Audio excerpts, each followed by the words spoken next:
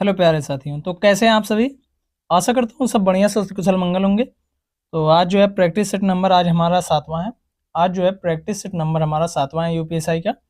तो आप लोग थंबनेल से ही समझ रहे होंगे आज 7वां है। तो भाई आज 7वीं जो है प्रैक्टिस हम लोग करेंगे। अभी तक 6 प्रैक्टिस सेशन हो चुके हैं। अगर आपने 6 नहीं देखी है तो आप लोग 6 प्रैक्टिस सेशन देख लीजिएगा, उसके बाद 7वीं वाली देखिएगा भाई, ठीक है। और अगर अभी फिलहाल 7वीं देख रहे हैं तो 7वीं भी देख सकते हैं, ठीक है। इसमें ये कोई नहीं है कि पहले वही देखें, ठीक है। इसको देखकर फिर बाद में लेकिन जरूर से देखिएगा, ठीक है। और जो इसकी पीडीएफ आप लोगों को हमारे टेलीग्राम चैनल स्टडी अड्डा 2.8 पर अवेलेबल करवा दी जाएगी, ठीक है। चलिए तो देखते हैं हमारा पहला क्वेश्चन क्या है। निम्नलिखित में से कौन सा भारत के संविधान के बारे में सही है? या दुनिया का किसी भी संप्रभु देश का सबसे लंबा लिखित संविधान है? संसद संविधान को निरस्त कर सकती है? या संसदीय सर्वोच्चता प्रदान करता है, संवैधानिक सर्वोच्चता नहीं? केवल ए, बी और सी दोनों, ए और सी, ए और बी। इसमें कौन सा सही? तो ऑप्शन ए हमारा सही हो जाएगा, केवल ए। या दुनिया के किसी भी संप्रभु देश का सबसे लंबा क्या है? लिखित संविधान है बाबू। या दुनिया के किसी भी देश का जो है संप्रभु देश का सबसे लिखित क्या है? सबसे बड़ा लिखित संविधान है, ठीक है। चलिए इसकी व्याख्या हम लोग देखते हैं। भारत का संविधान दुनिया में किसी भी संप्रभु देश का सबसे लंबा लिखित संविधान है। संसद संविधान को निरस्त नहीं कर सकती है, बल्कि इसमें संशोधन कर सकती है। भारत में राष्ट्र के परिप्रेक्ष्य में संविधान सर्वोच्च है और यह संविधान के अंतर्गत क्या है? संसद सर्वोच्च है। ये जो है हमारा इसका एक्सप्लेनेशन हो जाता है बाबू, ठीक है। चलिए आगे हम देखते हैं क्वेश्चन नंबर दूसरा। फ्लेमिंगो शहर कहाँ स्थित है? फ्लेमिंगो शहर कहाँ पर स्थित है? कच्छ के रण में, लद्दाख में, सुंदरवन में, या फिर नैनीताल में? फ्लेमिंगो शहर कहाँ पर स्थित है? तो ऑप्शन ए हमारा सही हो जाएगा, कच्छ के रण में। फ्लेमिंगो शहर कहाँ पर स्थित है? कच्छ के रण में। चलिए इसकी व्याख्या देखते हैं हम। फ्लेमिंगो शहर गुजरात प्रांत के कच्छ के रण क्षेत्र में स्थित है। यह शहर गुजरात का एक क्या है? पर्यटन स्थल है। फ्लेमिंगो शब्द का अर्थ है लाल रंग का पक्षी। यहाँ पर फ्लेमिंगो पक्षी बड़ी मात्रा में क्या करते हैं? बड़ी मात्रा में प्रवास के लिए आते हैं। यहाँ पर जो है बड़ी मात्रा में फ्लेमिंगो पक्षी आते रहते हैं, ठीक है। चलिए क्वेश्चन नंबर 3 देखते हैं हम लोग। भारतीय संविधान का कौन सा अनुच्छेद मौलिक अधिकारों का असंवैधानिक उपचार प्रदान करता है? मौलिक संविधानों का उपचारिक प्रदान करता है। कौन सा संविधान का कौन सा अनुच्छेद है? अनुच्छेद मौलिक अधिकारों का क्या करता है? संवैधानिक उपचार जो है प्रदान करता है। अनुच्छेद 32, अनुच्छेद 136, अनुच्छेद 14, अनुच्छेद 142। तो अनुच्छेद 32 हो जाएगा। क्या हो जाएगा बाबू? अनुच्छेद 32। भारतीय संविधान में कौन सा अनुच्छेद मौलिक अधिकारों की संवैधानिक उपचार प्रदान करता है? तो अनुच्छेद 32, ठीक है। चलिए आगे इसकी व्याख्या हम लोग देखते हैं। भारतीय संविधान के अनुच्छेद 32 में संवैधानिक उपचारों का अधिकार प्रदान किया गया है। डॉक्टर भीमराव अंबेडकर ने इसे संविधान की आत्मा कहा है। अनुच्छेद 32 को जो है डॉक्टर भीमराव अंबेडकर ने क्या कहा है? संविधान की आत्मा कहा है। उच्चतम न्यायालय अनुच्छेद 32 के तहत किसी भी मूल अधिकार के संबंध में निर्देश जारी करने का अधिकार है, ठीक है। उच्चतम न्यायालय को जो है मूल अधिकार के संबंध में जो है निर्देश जारी करने का क्या है? उच्चतम न्यायालय को अनुच्छेद 32 के तहत अधिकार मिला हुआ है। क्वेश्चन नंबर 4 हम लोग देखते हैं। वह प्रक्रिया कौन सी है जिसमें एल्युमिनियम की वस्तुओं पर एल्युमिनियम की एक मोटी ऑक्साइड परत को विकसित किया जाता है, जिसे एक आकर्षक परिसज्जन के लिए रंगा जाता है, ठीक है। वह प्रक्रिया कौन सी है जिसमें एल्युमिनियम की वस्तुओं पर एल्युमिनियम की एक मोटी ऑक्साइड को परत विकसित किया जाता है, जिसे एक आकर्षक परिसज्जन के लिए रंगा जाता है? निक्षेपण, गैल्वेनीकरण, नीलन, एनोडीकरण। तो इसमें हमारा ऑप्शन डी सही हो जाएगा, एनोडीकरण। क्या हो जाएगा? एनोडीकरण हो जाएगा, ठीक है बाबू। चलिए आगे हम लोग देखते हैं कुछ इसकी व्याख्या।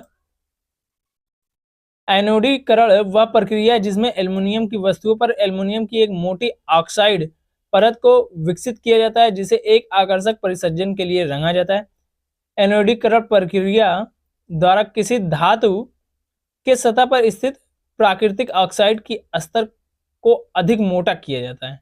गैल्वेनीकरण द्वारा इस्पात या लोहे पर जस्ते की परत चढ़ा दी जाती है।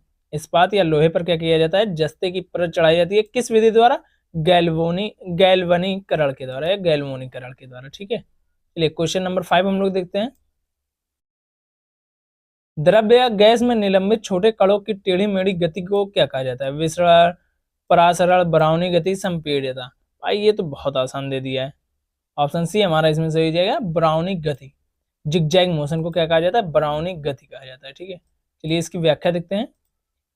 द्रव्य या पदार्थ में निलंबित द्रव्य या गैस में निलंबित छोटे कणों की टेढ़ी मेढ़ी गतिविधि को ब्राउनी गति कहते हैं। ये कण तरल में तीव्रगामी कणों से टकराकर टेढ़ी मेढ़ी गति करते हैं। वनस्पति शास्त्री रॉबर्ट ब्राउन के नाम पर इसे क्या कहा गया? ब्राउनी गति कहा गया। ठीक है, क्वेश्चन नंबर 6 हम लोग चलिए देखते हैं।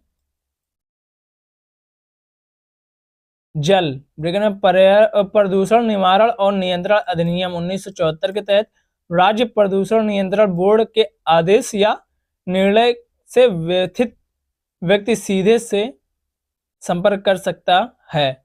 राष्ट्रीय हरित प्राधिकरण, उच्च न्यायालय, उच्चतम न्यायालय, जिला न्यायालय, किससे जो है ये कर सकता है? तो राष्ट्रीय हरित प्राधिकरण। भाई ये तो आसान था, उसी से मिल जा रहा था, ऑप्शन से ही ये हो जा रहा था कि ऑप्शन इसमें जो है मैच कर रहा था पूर्णतः। ठीक है, एक मिनट रुकना, माइक कुछ ज्यादा ही नीचे लग गई थी आज। चलिए आगे देखते हैं हम इसकी व्याख्या।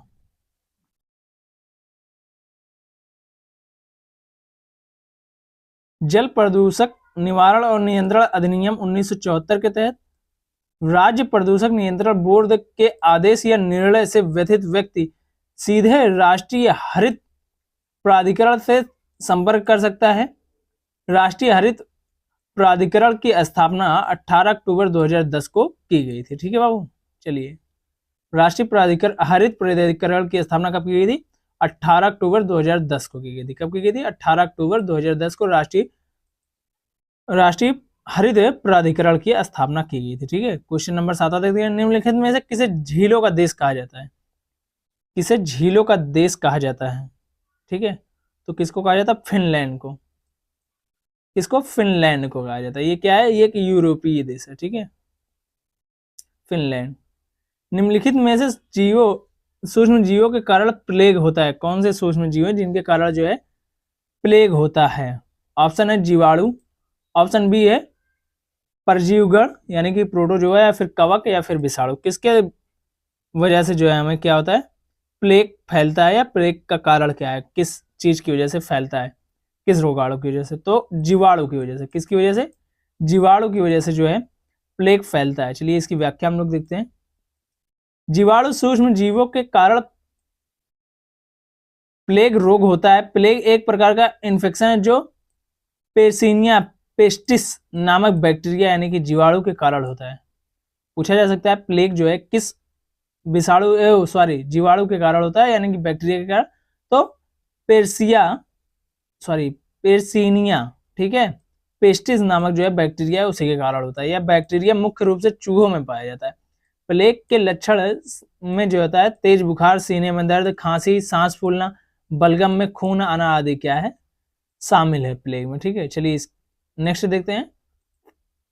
हाइपोकलेमिया किस की कमी के कारण होता है? Iron, iodine, potassium, sodium. Hypokalemia किसकी कमी की वजह से होता है? हाइपोकलेमिया, तो ऑप्शन सी हमारा इसमें सही हो जाएगा, पोटेशियम। पोटेशियम के कारण क्या होता है? हाइपोकलेमिया जो होता है पोटेशियम के कमी के कारण होता है। चलिए इसकी व्याख्या हम लोग देखते हैं।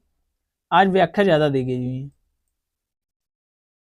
शरीर में पोटेशियम की कमी से हाइपोकलेमिया नामक रोग होता है। यह रोग तब होता है जब भोजन में पोटेशियम की कमी होती है। यह रोग कब होता है? जब भोजन में क्या होता है? पोटेशियम की कमी होती है तथा शरीर का पोटेशियम मूत्र या आंतों द्वारा जो है बाहर निकल जाता है।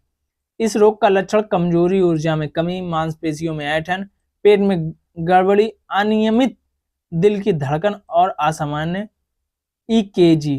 ठीक है, ये जो होता है इसके जो है लक्षण है। पोटेशियम की कमी के कारण क्या होता है? हाइपोकलेमिया होता है, पोटेशियम की कमी के कारण। ठीक है, क्वेश्चन नंबर 10 देखते हैं। किस महाद्वीप में कोई ठंडा मौसम नहीं है? अफ्रीका में, दक्षिणी अफ्रीका में, ऑस्ट्रेलिया में, एशिया में। किस महाद्वीप में कोई ठंडा मौसम नहीं है?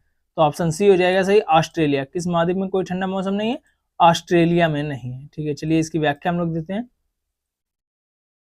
सॉरी ऑस्ट्रेलिया मैंने बता दिया यार, अफ्रीका में बाय मिस्टेक हो गया, वो अफ्रीका में, ठीक है।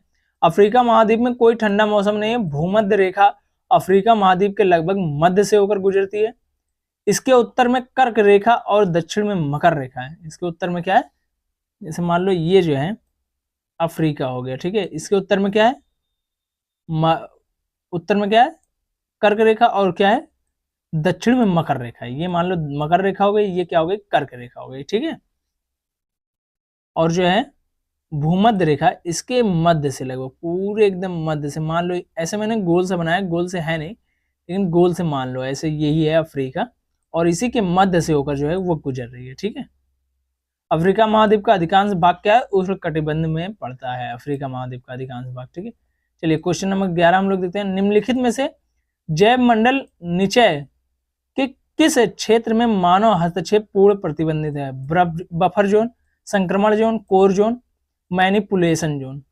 निम्नलिखित में से जैव मंडल निचय के किस क्षेत्र में मानव हस्तक्षेप पूर्ण प्रतिबंधित है? बफर जोन, संक्रमण जोन, कोर जोन या फिर मैनिपुलेशन जोन, ठीक है। तो ऑप्शन सी हमारा इसमें सही हो जाएगा, कोर जोन में। किसमें बाबू, कोर जोन में जो है पूर्णता प्रतिबंध है, ठीक है। चलिए इसकी व्याख्या हम लोग देखते हैं। जैव मंडल निचय के कोर क्षेत्र में मानव हस्तक्षेप पूर्णता प्रतिबंधित होता है। पर्यावरणीय दशाओं में पर्यवेक्षण एवं नियमित मॉनिटरिंग के इससे सहकारी अधिकारियों एवं कर्मचारियों के अलावा अन्य सभी का प्रवेश क्या है, वर्जित है। क्वेश्चन नंबर चलिए देखते हैं हम लोग 12। बनिहाल रेलवे सुरंग कहाँ स्थित है? काराकोरम रेंज में, लद्दाख में, जास्कर रेंज में या फिर पीर पंजाल रेंज में? तो ऑप्शन डी हमारा सही है, पीर पंजाल रेंज में क्या है, बनिहाल रेलवे सुरंग है। कहां पर है, बनिहाल रेलवे सुरंग, तो पीर पंजाल रेंज में। चलिए इसकी व्याख्या हम लोग देखते हैं। बनिहाल रेलवे सुरंग पीर पंजाल रेंज में स्थित है। इस रेल सुरंग की लंबाई 11.215 किलोमीटर, जो जम्मू कश्मीर राज्य के बनिहाल दर्रे से होते हुए उत्तर हिमालय की पीर पंजाल पर्वतमाला से मिलती है। बनिहाल रेलवे सुरंग पीर पंजाल रेंज में स्थित है, ठीक है। रेंज अलग होता है और जो होता है दर्रा अलग होता है, ठीक है भाई। दर्रा रेंज ये सब कुछ उसी में आएगा, मतलब ये रेंज के अंतर्गत दर्रा बना हुआ रहता है, ठीक है। चलिए क्वेश्चन नंबर 13 हम लोग देखते हैं। वैदिक काल में निम्नलिखित में से किस अनाज के लिए व्रीहि शब्द का प्रयोग किया जाता था? वैदिक काल में व्रीहि शब्द का प्रयोग किस अनाज के लिए किया जाता था? ऑप्शन ए है गेहूं, ऑप्शन बी है मक्का, ऑप्शन सी है जौ, ऑप्शन डी है चावल। तो इसमें ऑप्शन डी हमारा हो जाएगा चावल, यानी कि धान के लिए जो है व्रीहि शब्द का प्रयोग किया जाता था। चलिए इसकी व्याख्या हम लोग देख लेते हैं। वैदिक काल में व्रीहि धान चावल, मतलब धान के लिए, या उसी को चावल, जब धान रहेगा तभी चावल बनेगा, तो धान के लिए ही जो है प्रयोग किया जाता था, ठीक है। यौ जो है जौ को कहा जाता है, माड़ जो है उड़द को कहा जाता है, मुदक जो है मूंग को कहा जाता है, गोधूम किसको कहा जाता है, गेहूं को कहा जाता है। और इसका वर्णन, अनाजों का वर्णन कहाँ पर मिलता है, यजुर्वेद में मिलता है, ठीक है। जौ, उड़द, मूंग, गेहूं, इन सब का कहाँ पर मिलता है, यजुर्वेद में। माड़ को क्या कहा जाता था, उड़द कहा जाता था, मूंग को क्या कहा जाता था, मुगद कहा जाता था, मूंग को क्या कहा जाता था, मुगद कहा जाता था, और जो है यौ को जौ और गोधूम को गेहूं कहा जाता था। चलिए क्वेश्चन नंबर 14 हम लोग देखते हैं। प्रश्नकाल के दौरान पूछा जाने वाला एक प्रकार का प्रश्न है, सदन में इसका मौखिक उत्तर नहीं मांगा जाता है। इस पर तत्पश्चात कोई भी अनुपूरक प्रश्न नहीं पूछे जा सकते।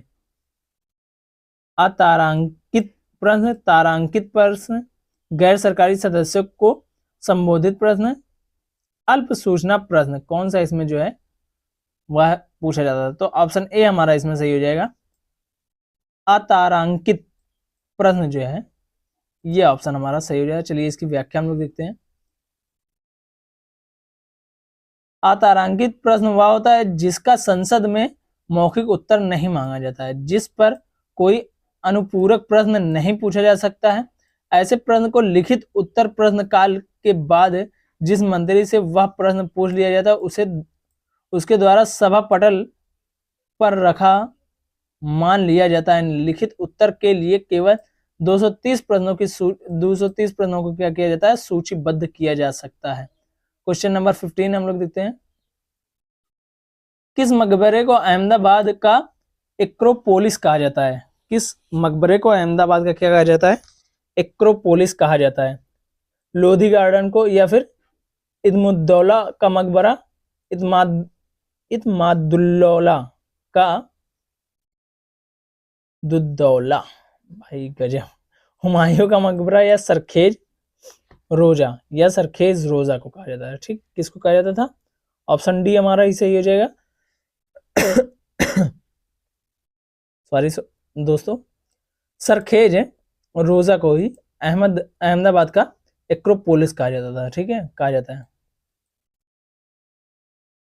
सरखेज रोजा मकबरा को अहमदाबाद का एक्रोपोलिस कहा जाता है। सरखेज रोजा का निर्माण मुगल शासक अहमद शाह के शासनकाल में किया गया था। मान्यता है कि सुल्तान अहमद ने पीर शेख अहमद गट्टू गंज बख्श की याद में उसका निर्माण करवाया था। चलिए क्वेश्चन नंबर 16 हम लोग देखते हैं। निम्नलिखित में से किस राज्य में द्विसदनीय विधान मंडल है? गुजरात, कर्नाटक, असम, केरल। द्विसदनीय विधान मंडल कहां पर है? तो ऑप्शन बी हमारा सही जाएगा, कर्नाटक में। कर्नाटक में द्विसदनीय क्या है? विधान मंडल है। चलिए इसकी व्याख्या हम लोग देखते हैं।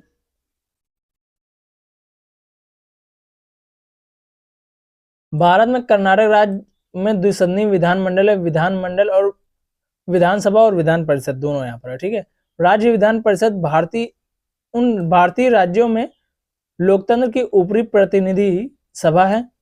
इसके सदस्य अप्रत्यक्ष चुनाव के द्वारा चुने जाते हैं। कुछ सदस्य राज्यपाल के द्वारा मनोनीत किए जाते हैं। विधानसभा तथा विधान परिषद मिलाकर क्या कहलाते हैं? विधान मंडल कहलाते हैं। ठीक है, द्विसदनीय विधान मंडल यानी कि विधान परिषद वाले राज्य कौन कौन से? आंध्र प्रदेश है, बिहार है, तेलंगाना है, महाराष्ट्र है, और क्या है? उत्तर प्रदेश। आंध्र प्रदेश, बिहार, तेलंगाना, महाराष्ट्र, और क्या है? उत्तर प्रदेश और कर्नाटक। ठीक है, ये इतने हैं, 3, 6, 7 राज्यों में द्विसदनीय व्यवस्था है। ठीक है, संथाल विद्रोह का नेता कौन था? संथाल विद्रोह कब से कब तक चला?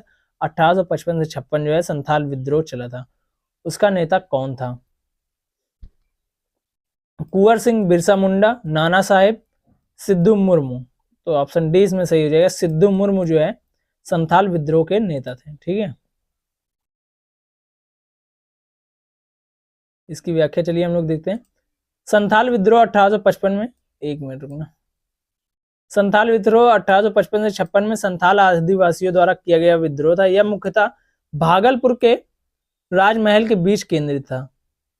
यह विद्रोह भूमिकर अधिकारियों के हाथों दुर्व्यवहार, पुलिस के दमन, जमींदारों साहूकारों की वसूलियों के विरुद्ध था। संथाल विद्रोह को सिद्धू और कान्हू नामक 2 संथालों ने अपने नेतृत्व में किया था। सिद्धू और किसने किया था? कान्हू ने किया था। ठीक है, क्वेश्चन नंबर 18 हम लोग देखते हैं। उच्चतम न्यायालय की स्थापना कब हुई? उच्चतम न्यायालय की स्थापना कब हुई? 1852 में, 1849 में, 1847 में, 1952, 1949, 1947, 1950 में कब हुई थी उच्चतम न्यायालय की स्थापना? उच्चतम न्यायालय की स्थापना कब हुई थी? तो ऑप्शन डी हमारा इसमें सही जाएगा, 1950 में। उच्चतम न्यायालय की स्थापना कब हुई थी बाबू? 1950 में उच्चतम न्यायालय की क्या हुई थी? स्थापना हुई थी। ठीक है, चलिए आगे हम देखते हैं इसकी व्याख्या। भारत का उच्चतम न्यायालय या भारत का सर्वोच्च न्यायालय भारत का शीर्ष न्यायिक प्राधिकरण है, जिसमें भारतीय संविधान के भाग 5 में अध्याय 4 के तहत स्थापित किया गया था। भारत में उच्चतम न्यायालय का उद्घाटन 28 जनवरी 1950 को हुआ था। कब हुआ था? 28 जनवरी 1950 को उच्चतम न्यायालय का क्या हुआ था? उद्घाटन हुआ था। क्वेश्चन नंबर 19 देख लेते हैं हम लोग। उदय शंकर किस वाद्य से संबंधित हैं? बांसुरी वादन से, शहनाई से, तबला से, नृत्य से। तो ऑप्शन डी हमारा सही हो जाएगा। इसमें नृत्य से जो है उदय शंकर जी जो है संबंधित हैं, आधुनिक नृत्य से। ठीक है, आधुनिक उदय शंकर भारत के आधुनिक नृत्य के जन्मदाता और एक विश्व प्रसिद्ध भारतीय नर्तक थे। इनका जन्म राजस्थान के उदयपुर में 8 दिसंबर 1900 कब को हुआ था? 1990 को हुआ था। कब हुआ था? राजस्थान के उदयपुर में 8 दिसंबर 1990 को उदय शंकर का जन्म हुआ था, उदय शंकर जी का। ठीक है, चलिए क्वेश्चन नंबर 20 हम लोग देखते हैं। किस संवैधानिक संशोधन द्वारा भारतीय संविधान में न्यायाधिकरण यानी कि ट्रिब्यूनल पर नया भाग, सॉरी एक मिनट यार, ये क्वेश्चन में थोड़ा सा मुझे कंफ्यूजन है,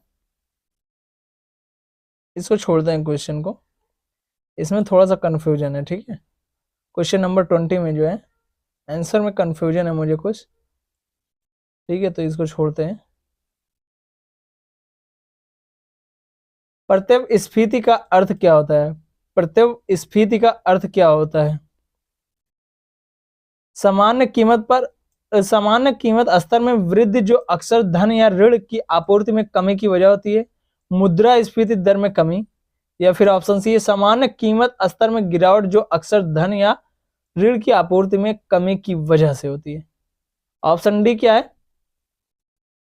सरकार की ओर से एक मौद्रिक हस्तक्षेप के माध्यम से अपस्फीति का सुविचारित व्युत्क्रमण।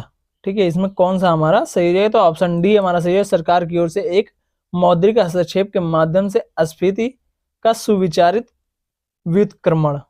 ठीक है, चलिए इसकी व्याख्या हम लोग देखते हैं। प्रत्यवस्फीति का अर्थ क्या है? सरकार की ओर से एक मौद्रिक हस्तक्षेप के माध्यम से अपस्फीति का सुविचारित व्युत्क्रमण करना है, अर्थात जब मंदी के परिणामों को दूर करने के लिए जानबूझकर मुद्रा का विस्तार किया जाता है तो उसे मुद्रा प्रत्यवस्फीति कहते हैं। ठीक है, यही जो है प्रत्यवस्फीति है। ठीक है, इसको आप लोग जो है एक बार दोबारा रिवीजन जरूर से करिएगा। ठीक है, 2011 की जनगणना के अनुसार भारत का जो है घनत्व कितना है? जनसंख्या घनत्व कितना है?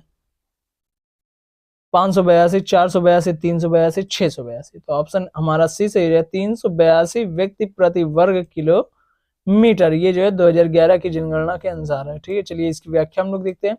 2011 की जनगणना के अनुसार भारत में जनसंख्या घनत्व 382 व्यक्ति प्रति वर्ग किलोमीटर है।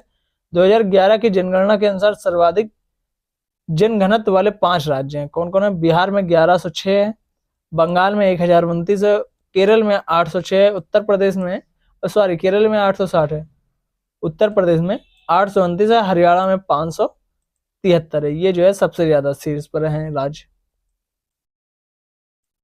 क्वेश्चन नंबर 23 देखते हैं हम लोग।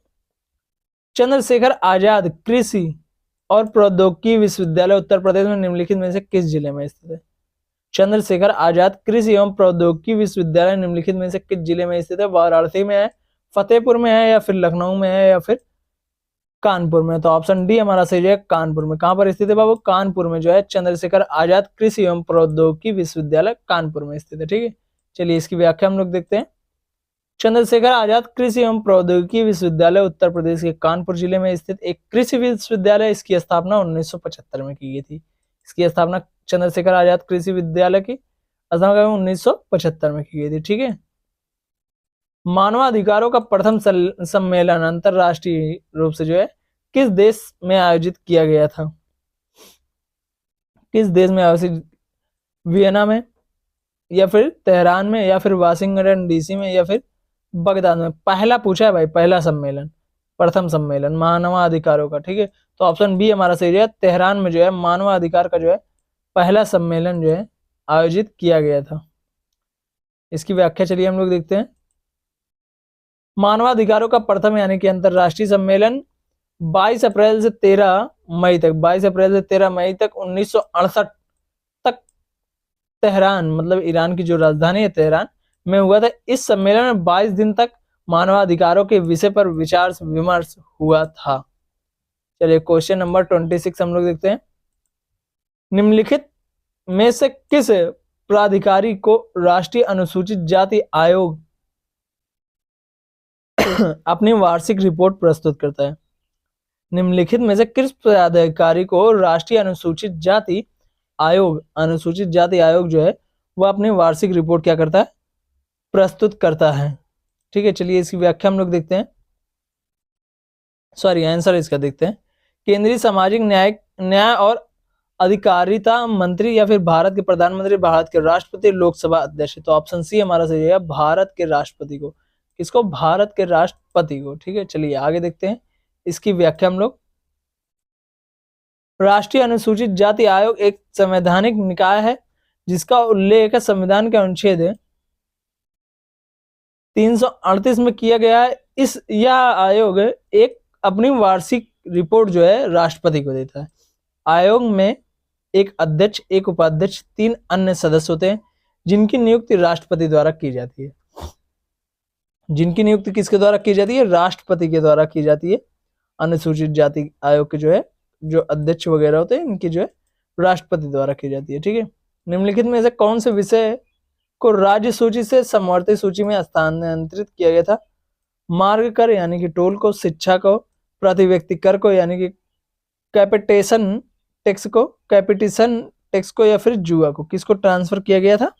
तो ऑप्शन बी हमारा हो जाएगा, शिक्षा को जो है राज्य सूची से समवर्ती सूची में शामिल किया गया था। चलिए क्वेश्चन इसकी व्याख्या हम लोग देखते हैं। सन 1976 में पूर्व शिक्षा राज्य सूची में, इस सूची का विषय था, पूर्व शिक्षा जो है राज्य सूची का विषय था, लेकिन सन 1976 में किए गए 42वें संविधान संशोधन द्वारा जिन 5 विषयों को राज्य सूची से समवर्ती सूची में भेजा गया था वे शिक्षा, वन, वन्य जीवों एवं पक्षियों का संरक्षण, नापतोल एवं न्याय प्रशासन, उच्चतम न्यायालय एवं उच्च न्यायालयों को छोड़कर अन्य सभी न्यायालयों का गठन एवं संगठन जो है ये जो है समवर्ती सूची में भेजे गए थे राज्य सूची से। ठीक है, क्वेश्चन नंबर 28 हम लोग देखते हैं। राष्ट्रीय आपदा प्रबंधन प्राधिकरण के पदेन अध्यक्ष कौन होते हैं? राष्ट्रीय आपदा प्रबंधन प्राधिकरण के पदेन अध्यक्ष कौन होते हैं? भारत के राष्ट्रपति, भारत के नियंत्रक एवं महालेखक परीक्षक, भारत के प्रधानमंत्री, भारत के उपराष्ट्रपति। तो ऑप्शन सी हमारा सही है, भारत के प्रधानमंत्री जो होता है राष्ट्रीय आपदा प्रबंधन प्राधिकरण के क्या होते हैं? पदेन अध्यक्ष होते हैं। ठीक है, चलिए इसकी व्याख्या हम लोग देखते हैं। राष्ट्रीय आपदा प्रबंधन प्राधिकरण में के पदेन अध्यक्ष भारत के प्रधानमंत्री होते हैं। राष्ट्रीय आपदा प्रबंधन प्राधिकरण गृह मंत्रालय की एक एजेंसी है। राष्ट्रीय आपदा प्रबंधन प्राधिकरण क्या है? गृह मंत्रालय की एक एजेंसी है जिसे आपदा प्रबंधन अधिनियम 2005 के तहत क्या किया गया था? गठित किया गया था। चलिए क्वेश्चन नंबर 29 हम लोग देखते हैं। सर्वप्रथम भारत रत्न पाने वाले प्रथम भारतीय कौन थे? अब्दुल गफ्फार खान थे, नेल्सन मंडेला, या एस राधाकृष्णन, या फिर मौलाना अब्दुल कलाम आजाद। तो ऑप्शन सी हमारा सही हो जाएगा, एस राधाकृष्णन। कौन हो जाएगा? एस राधाकृष्णन। ये जो है प्रथम भारत के में जो है सर्वप्रथम भारत रत्न पाने वाले व्यक्ति थे। चलिए इसकी व्याख्या हम लोग देखते हैं। सर्वप्रथम भारत रत्न पाने वाले भारतीय डॉक्टर एस राधाकृष्णन थे, जिन्हें वर्ष 1954 में भारत रत्न से सम्मानित किया गया। खान अब्दुल गफ्फार खान तथा नेल्सन मंडेला भारतीय नहीं थे। इनको प्राय 1987 तथा 1990 में भारत रत्न से सम्मानित किया गया था। मौलाना अब्दुल कलाम आजाद को, जो भारत के प्रथम शिक्षा मंत्री भी थे, इन्हें वर्ष 1992 में भारत रत्न से क्या किया गया था? सम्मानित किया गया था। चलिए क्वेश्चन नंबर 30 हम लोग देखते हैं। बेस सिल्वरमैन निम्नलिखित में से किस एप्लीकेशन के सह संस्थापक और सीईओ हैं? बेस सिल्वरमैन निम्नलिखित में से किस एप्लीकेशन के सह संस्थापक और सीईओ हैं? एडोब के, पिंटरेस्ट के, या फिर ट्विटर के, या फिर सिग्नल के। तो ऑप्शन बी हो जाएगा पिंटरेस्ट के।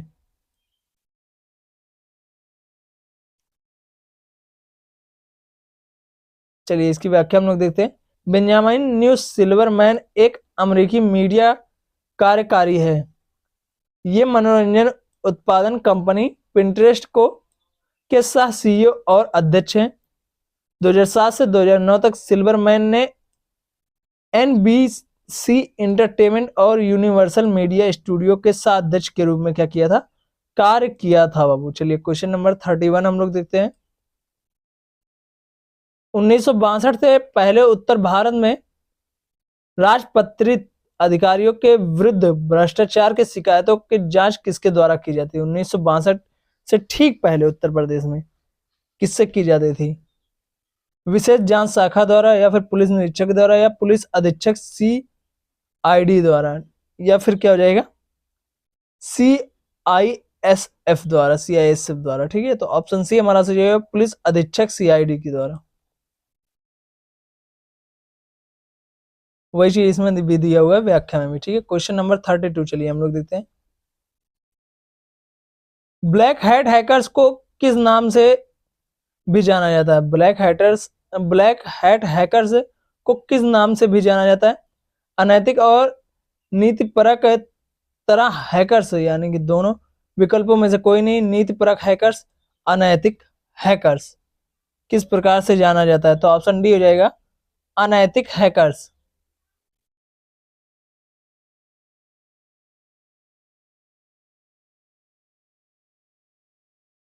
एक मिनट रुकना बाबू। चलिए, तो इसकी व्याख्या देखते हैं हम लोग। ब्लैक हैट हैकर्स आमतौर पर वह होता है जो साइबर अपराध कार्यों में संलग्न होता है और वित्तीय लाभ, साइबर जासूसी उद्देश्यों या अन्य दुर्भावनापूर्ण उद्देश्यों जैसे कंप्यूटर सिस्टम में मालवेयर डालने के लिए हैकिंग का उपयोग करता है। इन्हें अनैतिक हैकर भी कहते हैं। अनैतिक हैकर भी कहते हैं। ठीक है, चलिए देखते हैं क्वेश्चन नंबर 33। उत्तर प्रदेश राजस्व संहिता 2006 की परिभाषा के तहत कौन कृषि मजदूर के रूप में अर्हता प्राप्त करता है? वह व्यक्ति जिसकी आजीविका का मुख्य स्रोत कृषि भूमि पर शारीरिक श्रम है। एक जमींदार जिसके न्यूनतम है 50 एकड़ कृषि योग्य भूमि है। एक जमींदार जिसके पास न्यूनतम 5000 एकड़ कृषि योग्य भूमि हो। एक जमींदार जिसके पास न्यूनतम 500 एकड़ योग्य भूमि हो। ठीक है, तो ऑप्शन ए हमारा इसमें सही हो जाएगा। वह व्यक्ति जो है जिसकी आजीविका का मुख्य स्रोत क्या हो? कृषि भूमि पर शारीरिक श्रम है। यही चीज इसमें भी व्याख्या में भी दिया हो। क्वेश्चन नंबर 34 हम लोग चलिए देखते हैं। भारतीय साक्ष्य द्वितीय विधेयक 2023 किसको प्रतिस्थापित करेगा? दंड प्रक्रिया संहिता 1973 को, विकल्पों में से कोई नहीं। भारतीय साक्ष्य अधिनियम 1872 को, भारतीय दंड संहिता 1860 को। तो ऑप्शन सी हमारा सही हो जाएगा। भारतीय साक्ष्य अधिनियम 1872 को जो है भारतीय साक्ष्य द्वितीय यानी कि विधेयक जो है 2023 जो है प्रतिस्थापित करेगा। चलिए इसकी व्याख्या हम लोग देखते हैं। भारतीय साक्ष्य यानी कि द्वितीय विधेयक 2023 भारतीय साक्ष्य अधिनियम 1872 का स्थान लेगा। भारतीय साक्ष्य विधेयक 2023 इलेक्ट्रॉनिक रिकॉर्ड को प्राथमिक साक्ष्य के रूप में वर्गीकृत करता है। चलिए क्वेश्चन नंबर 35 देखते हैं हम लोग। निम्न में से कौन सा जिला उत्तर प्रदेश में मेरठ मंडल के अंतर्गत नहीं आता है?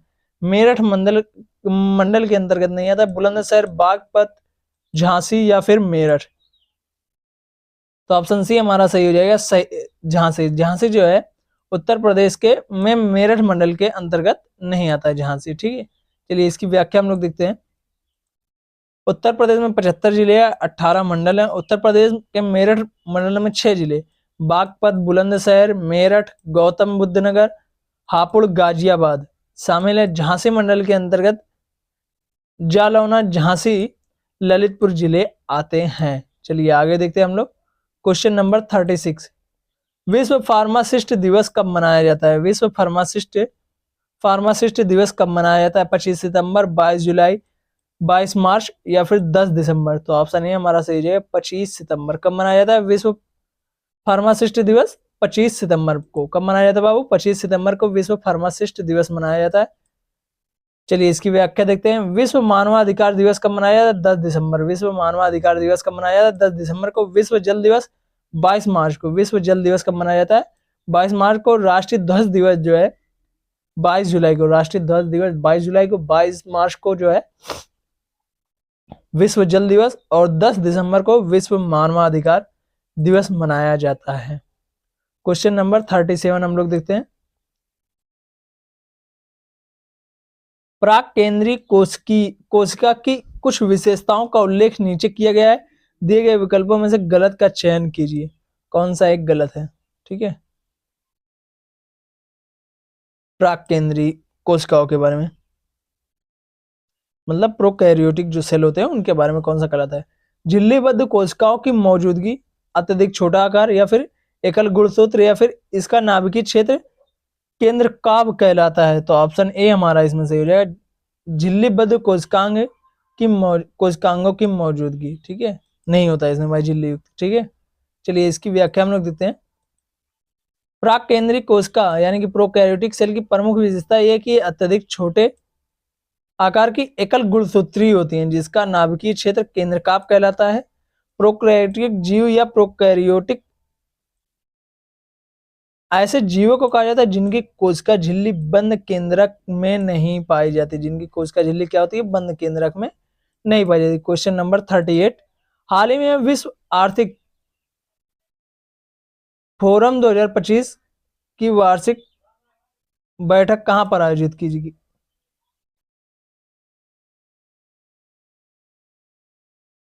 एक मिनट रुकना बाबू। हाल ही में विश्व आर्थिक फोरम 2025 की वार्षिक बैठक कहां पर आयोजित की गई थी? नई दिल्ली में, भारत में, दुबई स्विट्जरलैंड में, या फिर बीजिंग चीन में, या फिर पेरिस फ्रांस में? तो ऑप्शन बी हमारा सही है, दावोस स्विट्जरलैंड में विश्व आर्थिक फोरम 2025 की बैठक की गई थी। कहां पर? दावोस स्विट्जरलैंड में। ठीक है, चलिए क्वेश्चन नंबर, इसकी व्याख्या हम लोग देखते हैं। विश्व आर्थिक फोरम 2025 की वार्षिक बैठक 20 से 24 जनवरी को स्विट्जरलैंड के दावोस में आयोजित हुई। इस सम्मेलन में केंद्रीय मंत्री अश्विनी वैष्णव ने भारतीय प्रतिनिधि मंडल का नेतृत्व किया। यह विश्व आर्थिक मंच का 55वां वार्षिक बैठक था। नोट इसमें क्या है, इंपॉर्टेंट क्या है? विश्व आर्थिक मंच एक स्विस गैर लाभकारी संस्था है जिसका उद्देश्य क्या है? वैश्विक, क्षेत्रीय तथा उद्योग एजेंडा को आकार देना। इसका मुख्यालय कहां पर है? जिनेवा स्विट्जरलैंड में। विश्व आर्थिक फोरम 2025 का विश्व आर्थिक फोरम जो है उसका मुख्यालय कहां है? जिनेवा स्विट्जरलैंड में। क्वेश्चन नंबर 39, फरवरी 2025 में चर्चा में रहे शब्द गदर 380 का संबंध है फिल्म से, ईरान की मिसाइल, बलूचिस्तान की ट्रेन हाईजैक घटना से, ईरान का उपग्रह।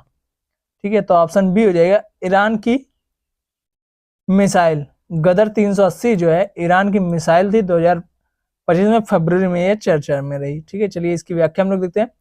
फरवरी 2025 में चर्चा में रहे शब्द गदर 380 का संबंध एंटी वारशिप क्रूज मिसाइल से। इसका सफल परीक्षण ईरान ने किया। इसकी मारक क्षमता कितनी है? 1000 किलोमीटर। कितनी बाबू? 1000 किलोमीटर। ठीक है, क्वेश्चन नंबर 40 हम लोग देखते हैं। भारत के पहले विश्व शांति केंद्र का उद्घाटन कहां पर किया गया? भारत के पहले विश्व शांति केंद्र का उद्घाटन कहां पर किया गया? प्रयागराज उत्तर प्रदेश में, गुरुग्राम हरियाणा में, नासिक महाराष्ट्र में, या फिर हैदराबाद तेलंगाना में? तो ऑप्शन बी हमारा सही है, गुरुग्राम हरियाणा में जो है विश्व शांति केंद्र का उद्घाटन किया गया। चलिए इसकी व्याख्या हम लोग देखते हैं। भारत के पहले विश्व शांति केंद्र का उद्घाटन 2 मार्च 2025 को गुरुग्राम हरियाणा में किया गया। यह केंद्र जैन आचार्य लोकेश मुनि के नेतृत्व में स्थापित अहिंसा विश्व भारतीय संगठन के प्रयासों से स्थापित किया गया था। कब किया गया था? 2 मार्च 2025 को किया गया था। विश्व शांति केंद्र का उद्घाटन कहां पर? हरियाणा गुरुग्राम में किया गया था। ठीक है, तो थैंक यू सो मच। आज आप लोगों की क्लास यहीं पर समाप्त होती है, क्योंकि डेली 40 प्रश्न कराए जाते हैं, तो आज आप लोगों के 40 प्रश्न समाप्त हो चुके हैं। मिलते हैं आप लोगों से नेक्स्ट क्लास में, तब तक के लिए bye bye, ta-ta, see you. अगर वीडियो अच्छी लगी हो तो लाइक और दोस्तों के साथ शेयर करना ना भूलें, और भाई चैनल को सब्सक्राइब जरूर से करें।